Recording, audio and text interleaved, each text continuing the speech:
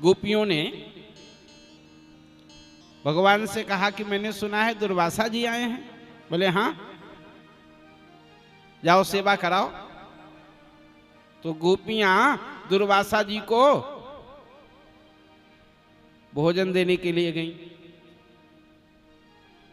दुर्वासा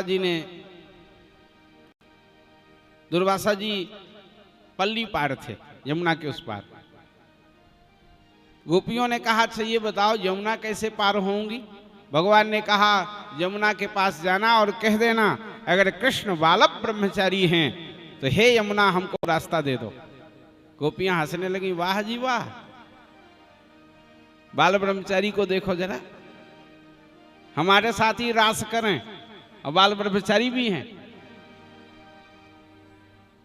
गोपियों ने कह दिया, यमुना जी ने मार्ग दे दिया। दुर्वासा जी खूब भोजन किए। जब गोपियां जाने लगी, बाबा यमुना कैसे पार होंगी। बोले कैसे पार हुई थी। बोले भगवान ने कहा था अगर कृष्ण बाल ब्रह्मचारी हैं तो यमुना मार्ग देना। यमुना ने मार्ग दे दिया। बोले अब जाना तो कह देना अगर दुर्वासा जी दूर्वा के रस के अतिरिक्त कुछ न खाते हो तो हे यमुना मार्ग दे दो। गोपियों की खोपड़ी खराब हो गई, इतना पकवान बाबा खाया, अभी कह रहा है मैं दूर्वा का रस ही खाता हूं। और जाके कह दिया, यमुना जी ने मार्ग दे दिया। रहस्य समझ में नहीं आया। भगवान के पास गोपियां गईं, तुम कैसे ब्रह्मचारी हो और वो कैसे दूर्वा रस लेते हैं मेरे समझ में नहीं आया। भगवान ने कहा देवियों मैं सबके साथ रह करके भी असंग हूं। आप कहेंगे ऐसा भी हो सकता है क्या।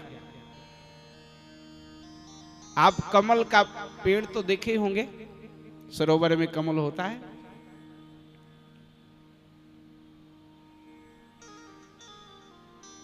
कमल का पत्ता भी देखे हैं। सरोवर में कमल उगता है।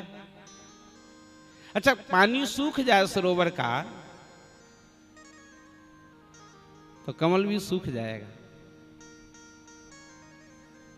अगर सरोवर सूख जाए तो कमल भी सूख जाएगा।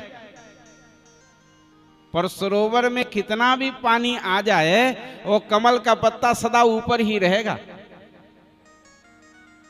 अगर कमल के ऊपर पानी डाल दिए, पत्ते के ऊपर आप पानी डाल दिए जानबूझ के गिलास से तो निकल जाएगा। और कदाचित आप रस्सी बांध करके उसको दबोच दिए तो 2-4 दिन में सड़ जाएगा, नष्ट हो जाएगा। जैसे कमल का पत्ता जल में रह करके भी जल से ऊपर रहता है, उसी प्रकार भगवान समस्त गोपियों के मध्य में रह करके गार्हस्थ जीवन में भी रह करके उन सब से असंग थे।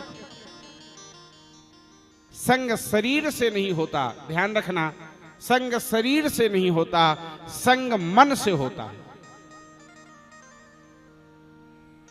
आप पूजा में बैठे हैं, मंदिर में बैठे हैं, कथा में बैठे हैं, पर मन आपका यहां नहीं है तो आप पूजा में, कथा में, मंदिर में आने पर भी मंदिर में नहीं है।